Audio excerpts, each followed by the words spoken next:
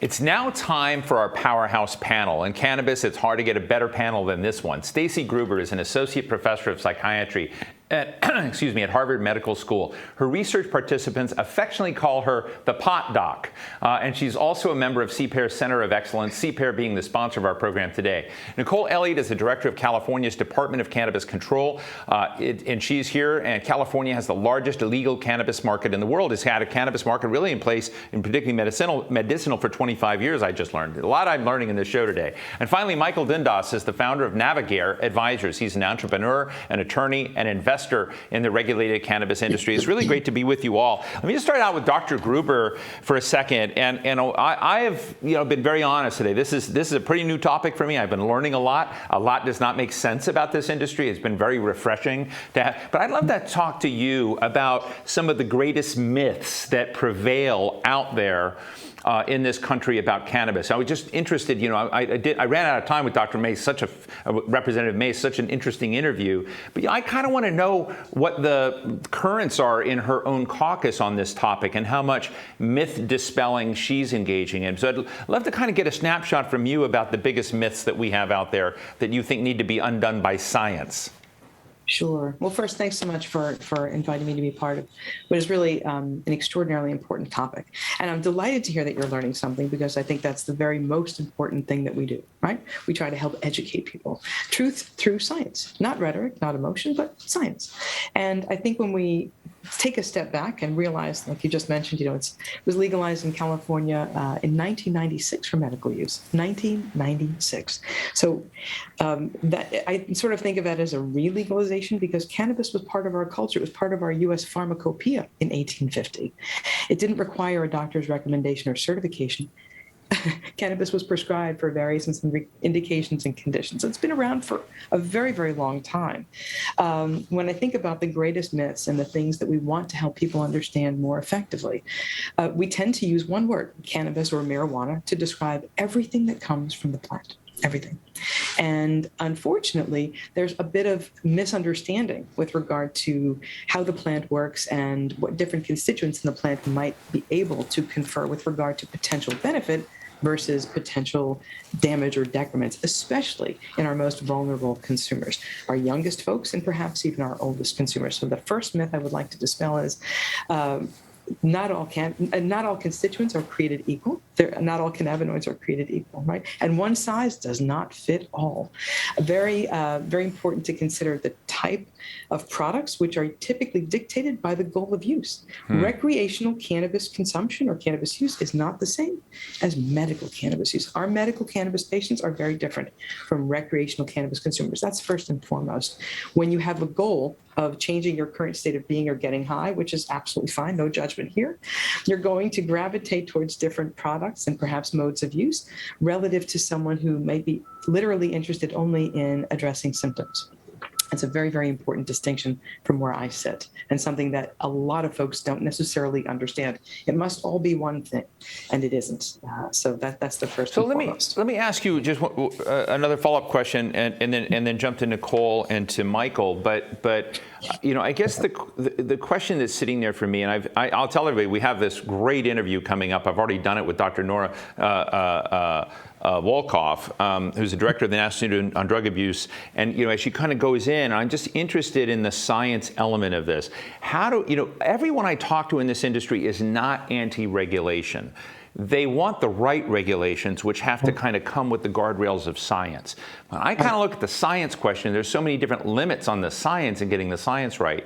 What are the parts of that track that we need to invest in and get right, so we get regulation right, so that wherever you are, in recreational, medicinal, we've got a much better map? So it's another really, really great issue, and I have no doubt that Dr. Olga was able to articulate some of these points exceedingly well. So it's incredibly important to make sure that, for example, the science, cannabis currently sits in Schedule 1, the most restrictive of the Controlled Substance Act schedules, right? The most restrictive. I happen to have a Schedule 1 license, so there are certain things that I can do that other researchers can't do. But first and foremost, that becomes a limiting factor for many people interested in assessing the impact of cannabis or actively working with cannabis. And that's important. The second thing that goes along with this is that currently it is not, I know this is going to sound counterintuitive, I am not able to assess actual products that consumers and patients are using in their everyday lives, okay? I can't actually administer even a hemp-based product. Remember that hemp is a variety of cannabis with less than 0.3% THC by weight, designed to be non-intoxicating, or let's just say very low chance of being intoxicating. I can't give that product to study subjects, even though they can buy hundreds and hundreds of bottles. I can't give one drop to them legally. One drop. I may not administer anything that is currently in the marketplace for sale in a clinical trial. You can't do that. So that's inherently a mismatch, and something that I think, again, when we think about regulation and legislation, we have to be looking at products that our recreational consumers and our medical patients are actually using. That's incredibly important. Well, thank you very much. Nicole, I'd love to get the California story, because you've been at this longer than everyone else. I've been reading Gavin Newsom, the governor's pillars on what he thinks, how this needs to continue to unfold in the California scene. Give us a snapshot of what the governor's trying to do and the tensions that you feel. I mean, I've just listened to an interview that you did on KCRW on, the regulated, unregulated. How do you get the equation right? What's your advice and counsel to other states that want to come on after California has? Sure, absolutely. As you pointed out, California has been at this for a couple of decades plus now. California was the first state to allow medicinal cannabis activity. And so as we think about Prop 64, which allowed for commercial activity within the state, it passed in 2016, which was an era under the Cole Memo. And a lot of the regulatory framework was developed with that in mind. As we were just talking about research, the state of California invests over $10 million annually to support research, not just for the public health aspects, but to assess our regulatory framework, to create improvements in it over the course of time. So we're now, almost 4 years in. Commercial activity started in 2018. And we are transitioning an enormous market into a very regulated space. And at the same time, we're reassessing our regulatory framework pretty consistently to try and make it workable, not just for the businesses, but also for the consumers and our local governments that are implementing commercial cannabis activity in partnership with the state. But it is an enormous undertaking that will take some time. Well, look, one of the things we've discussed earlier is when you move from essentially a federally illegal substance, you normalize, you've got states with state regulations. Another dimension of this that comes from moving from illegality to legality is taxation and revenue. How big are the revenue opportunities, if I should put that, for states and communities from this industry? The opportunity is enormous in a state the size of California with the scale that we have. However, it is really important to be sensitive to the impacts taxation has on the overall objectives of legalization and strong regulation, or thoughtful regulation, I should say. And we heard Representative Mace talk about the tax structure within the state of California. And I think that is an oversimplification of the challenges that California is facing when we point to taxation and the illegal market. Again, going back to the fact that we're transitioning a pretty old, entrenched market. But it is really important to be sensitive to the impacts that the costs to consumers have on consumption trends. And we want to encourage consumers to consume within the legal market so that they're consuming tested, safer products. But when it comes to the tax revenue, there's a lot of opportunities there. California, I believe last year, collected over $1 billion in tax revenue on the state side. That's not even speaking to local governments. A billion, $1 billion, a B with $1 billion is a big number, whether you're in California or anywhere else. But Michael, you're an early entrepreneur, pioneer, investor, thinker on the business side of this, and so let's remove the fact that this is cannabis. Every great entrepreneur I've met is all about disruption, figuring out how you create. I mean, it's just not about, hey, go in and feel it's like grow a lot of plants and get them. So I'd just love to kind of have our audience get a feel for what you see are the opportunities to make this industry more compelling? What would you come into? What are you trying to disrupt in the industry to kind of give it scale, consistency, safety? What are the elements that should be on our dashboard as we think about this? Well, Steve, thank you so much for having me and for the question. I think you touched on a number of really important points there. First of all, I'd like to say that I think, echoing all of the guests that you've had so far, the cannabis programs that states have rolled out over the past 25 years, as Dr. Gruber pointed out, have really been a marked success story. That's not to say there haven't been hiccups along the way, but by and large, this is an industry that is transforming an illicit activity, which was already there. I mean, that activity has been going on for a number of years, tens or even probably hundreds of years, and transforming it into a regulated marketplace where a lot of folks can participate. It provides good, high-paying jobs for people, as well as enormous tax revenue. And I think that essentially the regulators are charged with something that's very difficult to do, and that is to build an entire industry and the entire supply chain that goes with it, and the regulatory apparatus to oversee that industry out of whole cloth. And I think that they've done, for the most part, an extraordinary job in doing so. But it's in that context that there is enormous opportunity for entrepreneurs who are interested in getting into the space. And the space really consists of several different types of operations. So in many states, they start with what we call a vertically integrated license, which means that you have to grow the plant, you have to manufacture the products, and you have to retail those products yourself as a single entity. That's a very difficult thing to do. Any one of those things is difficult in its own right, let alone trying to do all three of them well. And what we've seen is states move more towards a decentralized way of licensing these three verticals. And so folks are starting now with separate cultivation businesses, separate products manufacturing businesses, and in many cases, separate dispensary businesses as well. And each one of those different business types has an entirely different approach, entirely different capital needs and operating cost needs. Some are much more expensive, some are less expensive. But overall, I would say that there is enormous opportunity for investors and for entrepreneurs who want to get involved in the legal, regulated cannabis marketplace.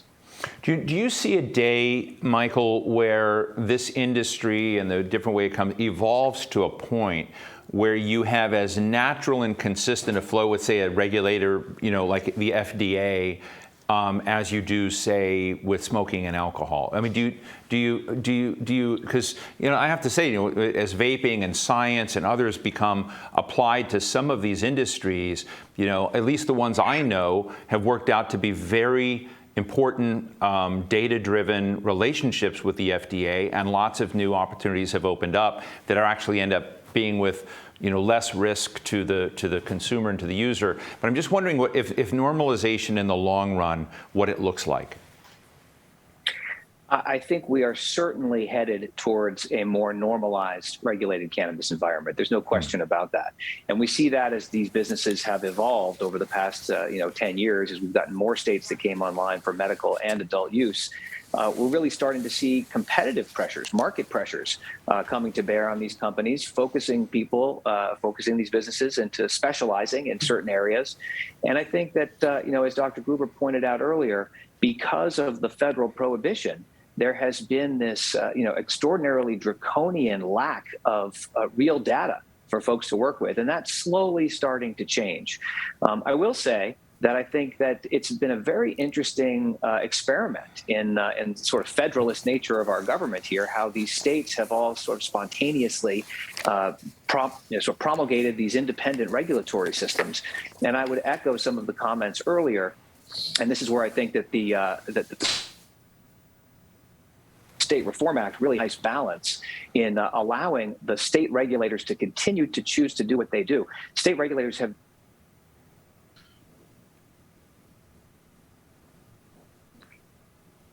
It looks like we may have lost Michael there for a minute. I'm sure he'll be back. Let's do one more. We're going to go to an audience question real quick, but I want to ask, enormous. Go ahead, please. You got cut off there for a minute. I apologize. Just saying that it would be a shame to lose the learnings that have been made by existing state regulators. And so I think the State Reform Act has really struck a fine balance there in allowing those regulators to really take control once the State Reform Act passes, if it does. Thank you very much. Let me just ask Nicole and Staci real quick before we take an audience question. Is there a country out there that gets this right, gets it better than we have so far, that would be an interesting model to at least be aware of? Staci Gruber? I'm not sure that any other country's model would work for us in the States, given some of the ways in which we are rather unique in our approach. I'm not sure that I have an easy comparison there. Maybe Nicole has something more. Well, maybe the country is California. I don't know. Nicole? I can't point to one that has perfected it, which is why I think it's really important that there be a strong network across countries and states to share lessons learned. And those are being developed, have been developed. We participate in them. It's super, super important. Terrific. We have a question from Brock. Brock? Hi, my name is Brock Spencer. I'm from Kokomo, Indiana. I would like to know what is stopping the federal government from, at the very least, taking marijuana off of the Schedule I controlled substances list. Thank you. Thank you, Brock. That question has come up a lot today, but we'd love to get a snapshot from each of you. Staci? This is why I'm thankful that I'm a scientist and not a policymaker or legislator, because it's a great question, and it is a question that is asked very frequently. And many will point to things like Epidiolex, which is a cannabinoid-based, FDA-approved medication for kids with intractable pediatric onset intractable seizure disorders. So if a Schedule I substance by definition has no accepted medical value, how does that then, how is that commensurate with what happened, right, with Epidiolex? So I think it's a great question and not one I have an answer to. Oh, well, but you're out there as an expert. But Nicole Elliott? Sure.